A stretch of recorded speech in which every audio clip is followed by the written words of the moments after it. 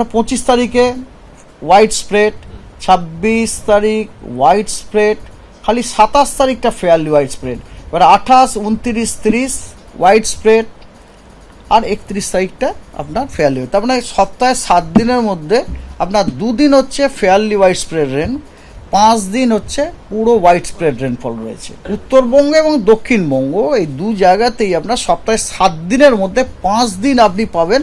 5 দিন আপনার নট ভারী বেশি, হালকা মাঝারি বৃষ্টিপাত অধিকাংশ স্থানে, জেলাগুলোর অধিকাংশ স্থানে। ঠিক আজকে দক্ষিণবঙ্গের বাঁকুড়া, পুরুলিয়া, ঝাড়গ্রাম এই এবং বাঁকুড়া পুরুলিয়া না, হ্যাঁ পুরুলিয়া না, বাঁকুড়া, পশ্চিম মেদিনীপুর এবং ঝাড়গ্রাম এই 3টি জেলাতে এক্সট্রিমলি হেভি রেনফল হওয়ার সম্ভাবনা যথেষ্ট বেশি।